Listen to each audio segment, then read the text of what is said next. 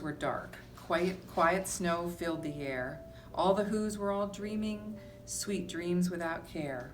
When he came to the first little house on the square, there, stop number 1, the old Grinchy Claus hissed, and he climbed to the roof, empty bags in his fist.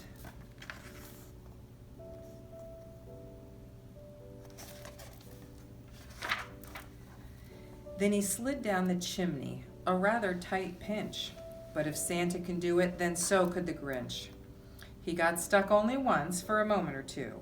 Then he stuck his head out of the fireplace flue, where the little Who stockings all hung in a row.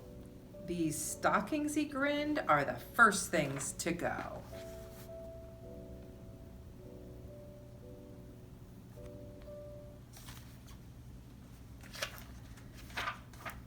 Then he slithered and slunk with a smile most unpleasant. Around the whole room he took every present. Pop guns and bicycles, roller skates, drums, checkerboards, tricycles, popcorn, and plums. And he stuffed them in bags. Then the Grinch very nimbly stuffed all the bags one by one up the chimbley.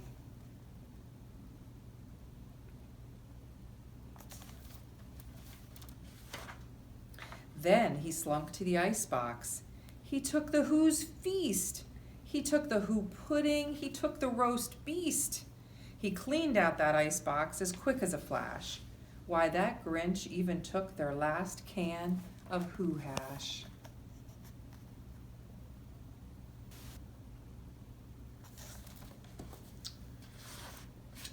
Then he stuffed all the food up the chimney with glee, and now, grinned the Grinch, I will stuff up the tree. And the Grinch grabbed the tree and he started to shove when he heard a small sound like the coo of a dove. He turned around fast and he saw a small Who, Cindy Lou who was not more than 2. The Grinch had been caught by this tiny Who daughter who'd got out of bed for a cup of cold water. She stared at the Grinch and said, "Santa Claus, why? Why are you taking our Christmas tree? Why?"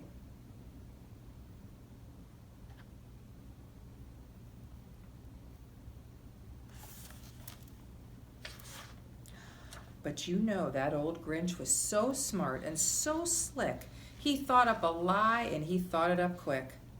"Why, my sweet little tot," the fake Santa Claus lied, "there's a light on this tree that won't light on one side. So I'm taking it home to my workshop, my dear. I'll fix it up there, then I'll bring it back here." And his fib fooled that child. Then he patted her head, he got her a drink, and he sent her to bed. And when Cindy Lou Who went to bed with her cup, he went to the chimney and stuffed the tree up.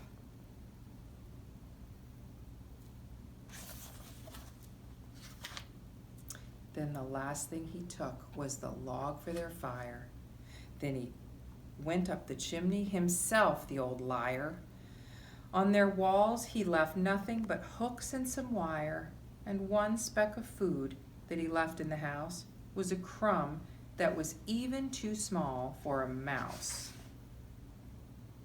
Then he did the same thing to the other Who's houses, leaving crumbs much too small for the other Who's mouses.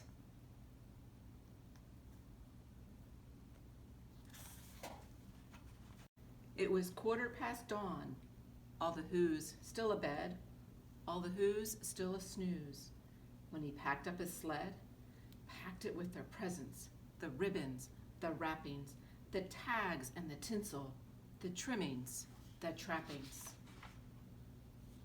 3,000 feet up the side of Mount Crumpet, he rode with his load to the tip-top to dump it.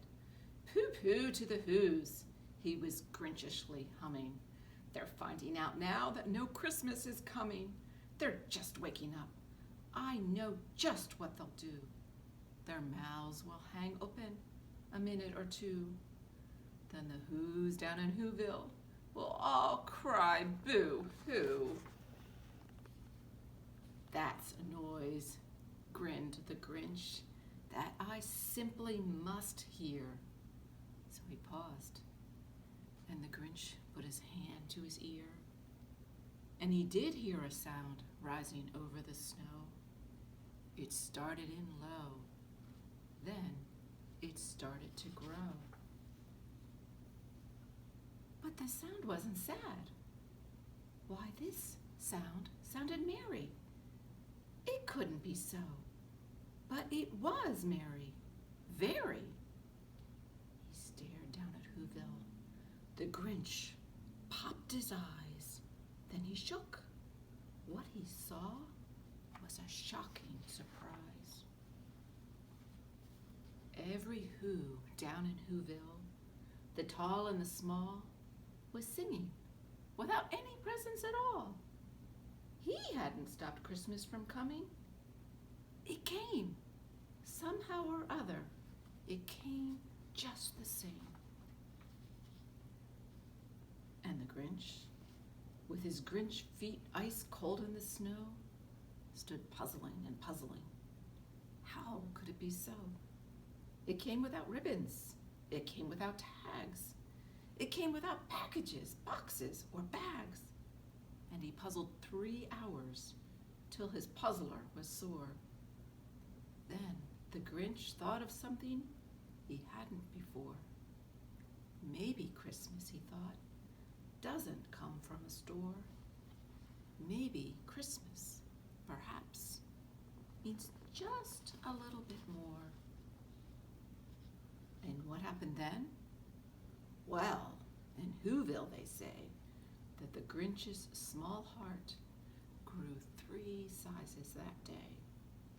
And the minute his heart didn't feel quite so tight, he whizzed with his load through the bright morning light, and he brought back the toys and the food for the feast, and he himself, the Grinch, carved the roast beast. Merry Christmas, everybody.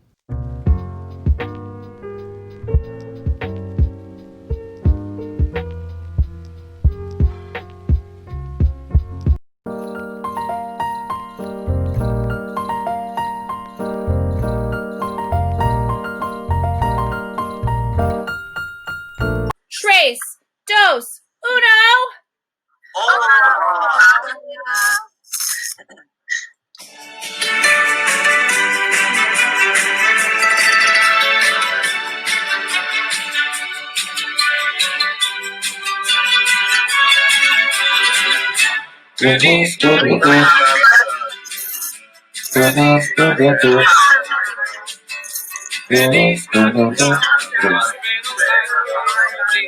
It's the letter tune. Keep going. Feliz Navidad. Feliz Navidad. Feliz Navidad. Prospero año felicidad. I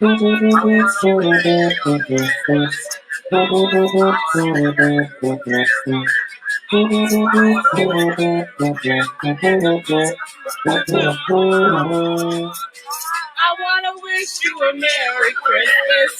I want to wish you a Merry Christmas. I want to wish you a Merry Christmas from the bottom of my heart. Feliz Navidad!